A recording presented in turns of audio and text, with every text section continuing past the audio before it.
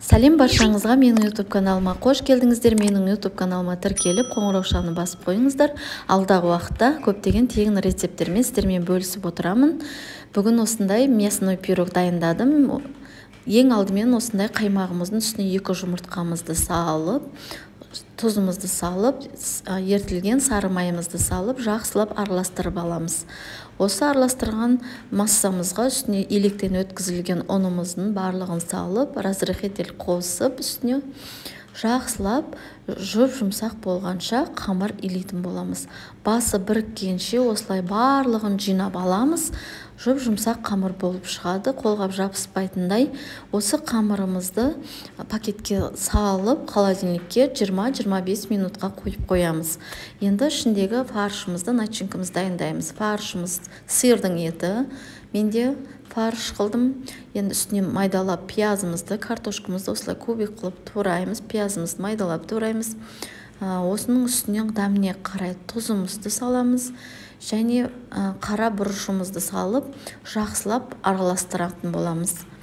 Қолымызбен осылай араластырып аламыз. Енді дайын болды. Қамырымызды бөліктерге бөліп аламыз. Мен осылайынан бөлікке бөлдім, 3 бөлікке бөлдім.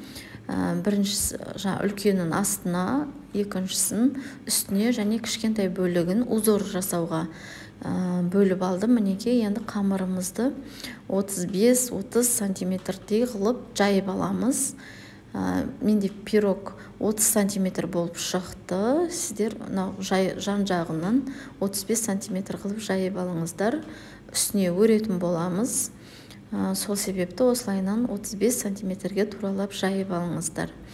Енді осыны листімізге қойып тапамызға астына пергамент қағаз міндетті түрде қойыңыздар. Осылай начинкамызды, фаршымызды ортасына жаямыз, шетіне кішкене қалдырамыз. Осылайынан барлығын біркелкі қылып жайып шығатын боламыз. Мен осылай жайып алдым барлығын.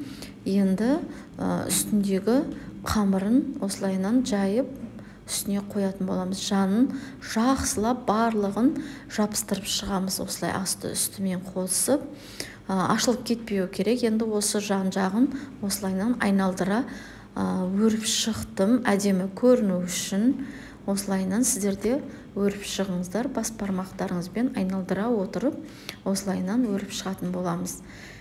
Барлығын осылайынан өріп шықтым. Енді ортасын пышақпен ауа кіріп тұру үшін пышақпен кесіп алдым. Осылайынан кесіп, дөңгелектеп алатын боламыз. Барлығын осылай дөңгелектеп алдым.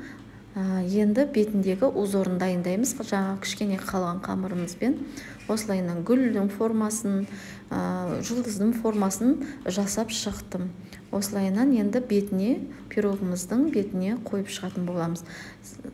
Жабыстырып шығасыздар. Осылайынан барлығын осылайынан жабыстырып шықтым. Енді осының үстінен жұмыртқаның сарысын жақсылап бүкіл жеріне тигізіп, жақсылап жайып шығамыз. Ақ күнжутты сеуіп шықтым. Осы пирогымызды 160 градуста 40-45 минут пісіріп алдым. Сіздер начинкасын өзіңіз бөлек қорып алып пісірсеңіздер 30-35 минутта пісетін болады. Мен осылайынан пісіріп алдым. Іші толығымен піседі. Дәмі керемет болып шығады. Сіздерді жасап көріңіздер. Дәмі әдемі болып шығады. Ас болсын. Сіздерге ұнайтынына сенімдімін.